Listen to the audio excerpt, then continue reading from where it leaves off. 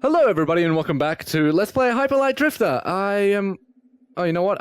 Should I go through here first? Sorry, just to give a quick repack of what I was doing last time.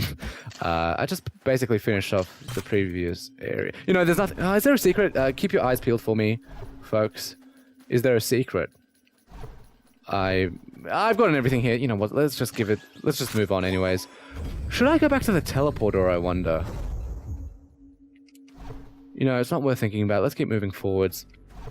And, you know, always, the beginning of episodes is always going to be a little bit weird, a little bit awkward, a little bit silent because of, this music. Bwah, bwah, almost something Hans Zimmer style. It's great. It's very disconcerting, very uncomfortable. I'm into it. I dig it. I enjoy these oftentimes. Oh, you know what? I could totally talk about what my opinion on power fantasies are and like how a power fantasy should be executed and the likes. Don't kill me. If you kill me, I swear I'll just come back from the dead and kill you! Dark Souls style. No, not really. What? That doesn't make sense. I enjoy feeling when media elicits feelings in me which are negative. And not negative like, say, I just watched the Emoji Movie and I can't believe I watched that drivel. It was so bad. I mean, like, I just watched... I'm playing Rain World right now. I'm terrified. I'm uncomfortable. I'm so angry at this game because it takes so long to respawn. I love it. Which is, I enjoy those kind of negative feelings. Which, you know, it leads nicely and it loops around really well to the fact that, you know, I enjoy subversive elements to my media. You know, talking about horror again, watching... Because it's often really hard for me to get this point across, but I was watching no spoilers, Blade Runner 2049, and there's a scene where, you know, the protagonist is walking down a corridor, right? And it's completely silent, it's very ambient. Oh god, I might actually die here. Let's play it safe. Oh, I'm out. Done. Where, you know, the protagonist is walking down a corridor, it's all silent, it's all very moody. If it was a horror film, I'm willing to bet that would have been a very... Since Blade Runner isn't a horror film, that sort of particular moment wasn't really all that scary. It was just sort of a sort of small introspective moment where, you know, as a viewer and the character was looking back on themselves, just thinking, you know, what is this place? Asking yourself questions. If it was a horror film, and let's say it was just a generic horror film, if the horror film just tells you that, oh, this is a horror film, so therefore, walking down this small corridor, this quiet corridor should be scary, that doesn't work as well, I think. Because, you know, you go into a horror film expecting to be scared, so such a scene where a character is walking down a corridor silently is scary just because you know that it's a horror film, so you're expecting a jump scare. That's not how things should work. That's not how horror should work, in my opinion. You know, this is probably the way we're meant to be going, so let me head back around and explore the rest of the area. That's not how horror films should work. I feel like you should be able to watch a film completely blind, not knowing that it's a horror film, and still be effectively scared. Which is why, you know, Lovecraft works well. And maybe I should talk about power fantasies because, you know, lots of games, you know, the AAA gaming scene, for the most part, it's based on... Oh, which way to go? Let's go down the elevator. The elevator seems like a smart choice. It feels like a secret. That's why it feels like a smart choice. Most of the AAA games tend to be catering to a power I said that weird. A power fantasy of sorts, which is, you know, there's nothing wrong with that. But to me, a power fantasy... is not about, you know, I'm so powerful, I can, you know, I'm running around blazing, guns blazing, killing absolutely everything, and nothing can stop me. To me, that's not a power fantasy. To me, that's too easy to be a power fantasy. To me, a power fantasy is about, of course, made the right choice. Power fantasy to me is about beating the odds. So something like a stealth game is kind of like a power fantasy. Something like a Monster Hunter where it's notoriously difficult, very easy to die to. Not in real life, of course. You're not going to die to Monster Hunter in real life, though. I've come close. Something like Monster Hunter, which is notoriously difficult to succeed in, is, to me, an example of a power fantasy because you are defeating something well, far, far stronger than yourself using your wits and your skill to beat them. That, to me, is what a power fantasy is about. Now, of course, I'm going to start... I shouldn't say of course. That's a weird way of segueing to things. I'm going to go through this upper corridor instead of the bottom one, because the bottom one looked like the right way to go. How do I know? Because it had those god lights coming in. Wait, what's my health again? How do I check it? I don't know how to check it. You know, my haptic feedback... Yeah, I was on 1 health. My haptic feedback was basically telling me that I felt a very heavy heartbeat to it, so I figured I must be low in health.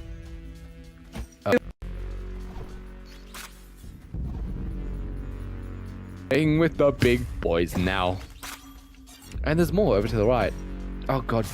You know, the great thing about the leveling system or the upgrade system in this game is that, you know, as you upgrade yourself, I'm sorry, I touched the microphone there. As you upgrade yourself, the upgrades don't exist to help you get more upgrades. There are slight cases of that, and that's perfectly acceptable. You know, I'm sure we all have this problem where, say, for example, Assassin's Creed 3, after playing the game, or, you know, you're upgrading the homestead. The whole purpose of upgrading the homestead gives you money that you then use to purchase upgrades for the homestead, which then give you more money. So it's a bit of a closed loop. It's a little too closed to be enjoyable, though. So it's kind of, it becomes a little bit monotonous, maybe. It also becomes a little bit pointless and vacuous. Like, why am I even bothering with upgrading it? I have all the money I need. I don't need more money.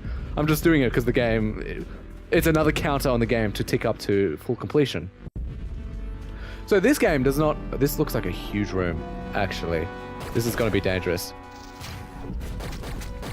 This game, you know, sure, some upgrades are useful for finding new, better, those DNA things to then further upgrade yourself. But for the most part, upgrades are only really helpful for helping you survive, which in turn makes it not necessarily easier to explore, but makes it better to,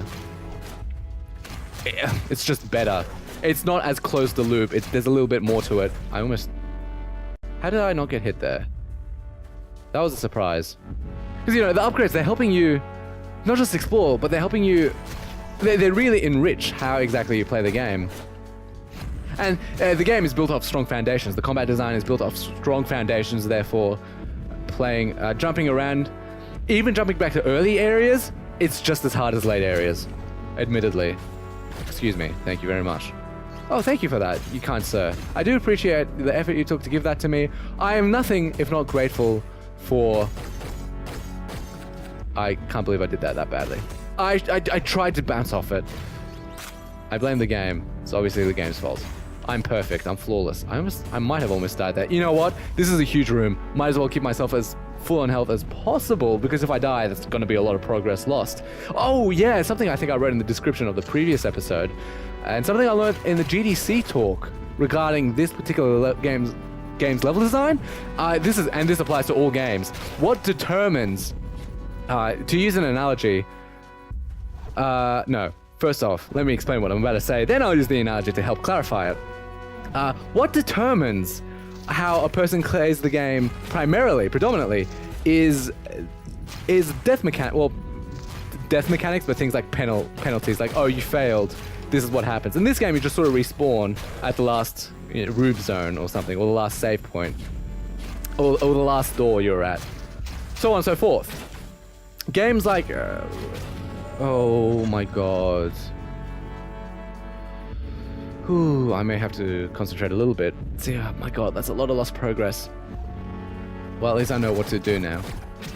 Oh, you bounced back 2 bullets at me. That was sick. I can't even be mad at that. Let's end you all once again. I wish I had better guns. Oh gosh, and it's very hot in here as well, so I'm sweating because it's just uncomfortable. It's Australian heat. You kind of get used to it. What determines how somebody plays the game primarily is how the death mechanics work, mostly. And then the rest of everything else is just incentives to push yourself in a certain style of play. So, you know, because of the way I die, you respawn where you basically just enter the room. For the most part, that's easy to... it's easy to just get right back into the action for the most part. You play a little bit carefully, especially if it's a really large room, and that's all that matters. Rainworld, on the other hand, for example, is a huge... Respawning takes a long time, and you lose so much progress. It's just...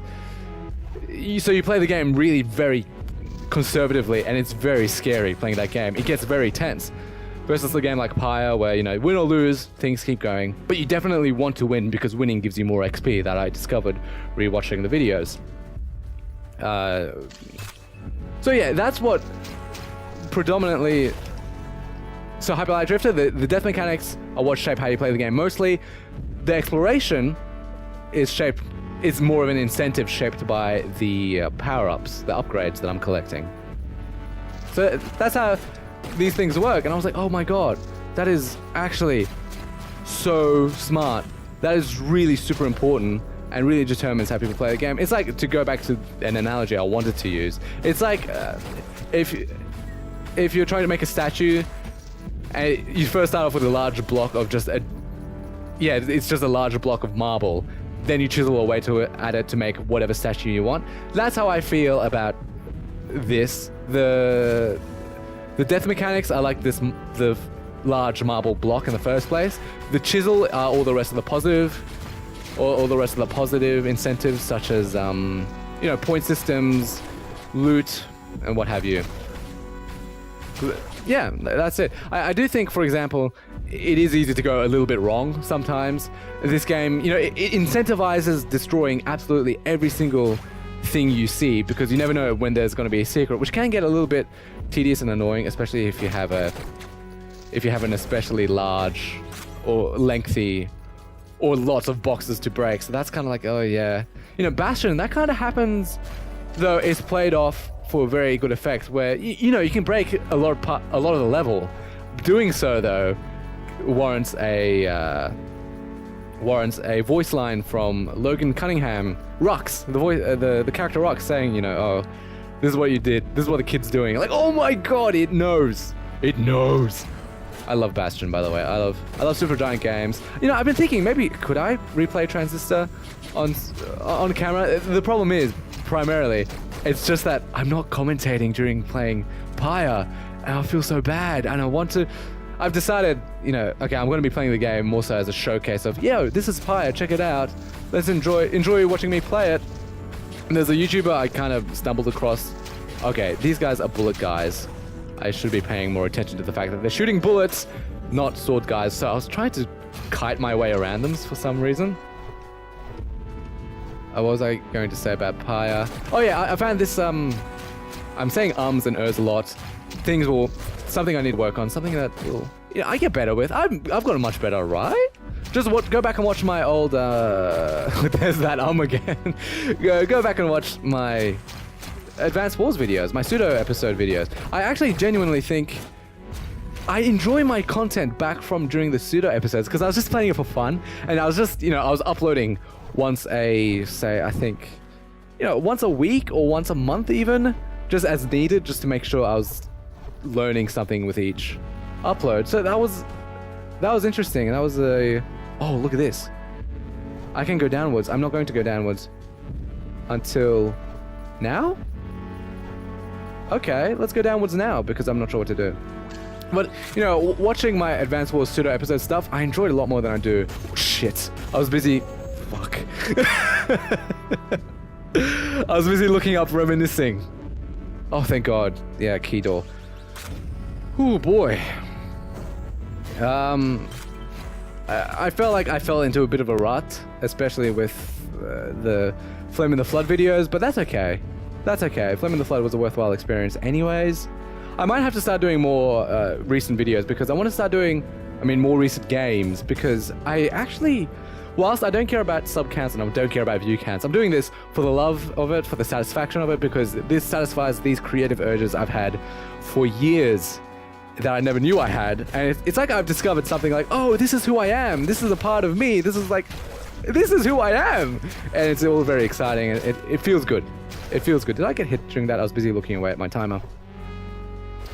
So I don't care about view counts or sub counts, but I definitely do want to begin building up on... Oh, god damn it. Building up on bigger...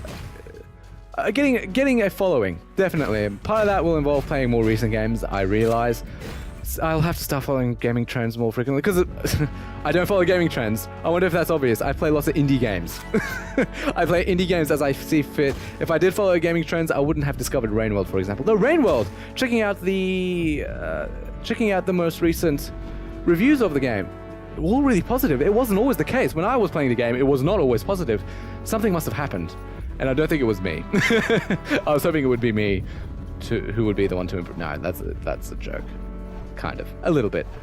Let's see where I'm meant to be going. I have not been paying close enough attention to where I'm going or what I'm doing. he got me. That kind of hurt. Let's, well, I mean, you know, I hope you're enjoying this. I'm relaxing. I wonder what, Rainwell, yeah, I'll have to start following gaming trends. That's what I was saying about garnering a following. I realize garnering, I am going to start editing videos. I promise you, I am going to start editing videos. But first, I want to have a solid foundation of which I can first begin editing my videos. That solid foundation being that, oh, hey, look, I can talk constantly, I can commentate, and hopefully it's entertaining commentary. Hopefully I'm being funny, which I know I'm not. I'm often very boring and very dry because, I'll be honest, I don't have a really good sense of humor, but, you know, take of that what you will. But yeah, see, the first I want to have not mastery over commentary, but very solid commentary to begin with. Then after that, I can begin really editing for better effect.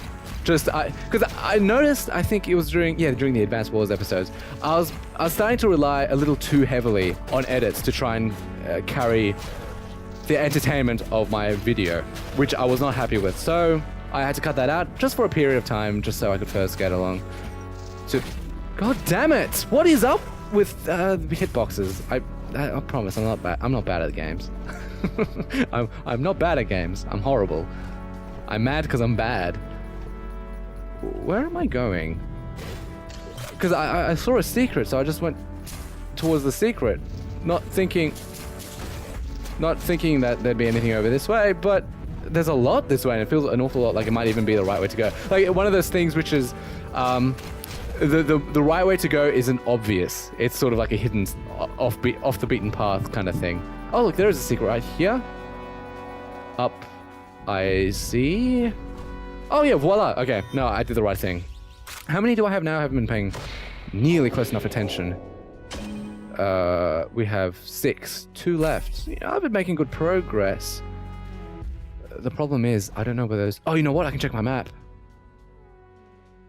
Is there one here and one... Oh no! One there and one there. So, the 2 of them should be very obvious. They should be... Okay, I hope so. Well, at least I know where they are. At least I know where to look. That satisfies things clearly. So eventually I'll be doing proper edits. Who is this guy? I'm going to be basically basing them off of... I found this Cuphead YouTuber. Or let's play... He's playing Cuphead as of right now, but... What he has excellent edits. KevNads. I mean, it's, you know, I should honestly subscribe. I don't... For some reason... Unlike any normal human being, if I like a person's content, I don't subscribe to them. I have a notepad of all the YouTubers I tend to watch. And a notepad document on my desktop. If I want to watch them, I just open up this notepad and I find whoever YouTuber I'm in the mood for. I highlight it and I watch the video. It's weird. It's a weird process I go through. Instead of, you know, subscribing. Though I should get to subscribing. So, because, no, see, I don't even use that notepad. I just keep the notepad there in case there's a YouTuber that I've forgotten about that maybe I want to try watching again. Because occasionally there are YouTubers or video resources that I want to watch again. But I keep forgetting the name of consistently. And when that happens enough, I open up that notepad. And then I write down the name. And yeah, that's that. Because all my life, all the time I've been watching on YouTube, I've never subscribed to anyone. And I really ought to begin considering doing that. I don't know. I think it... Maybe? I don't know. It just feels like it's a vacuous thing. Is it? Does it mean a lot? It definitely means a lot to people, doesn't it? Like, how do I feel when someone subscribes? Like, yeah, it feels nice. But so far, I haven't really gotten any real meaning... Oh, no! I did get one meaningful subscriber from just a random. And I was like, whoa! Hey, buddy. Welcome. What was his name? Because welcome, up and to the side, welcome to the line, Pride. That doesn't really rhyme that well, but that's space stuff. This is the boss battle. You know what? Thanks so much for watching. I do appreciate your viewership. Stay tuned, there's going to be a lot more Hyper Light Drifter. We'll be finding the boss next, but until then, have a nice day.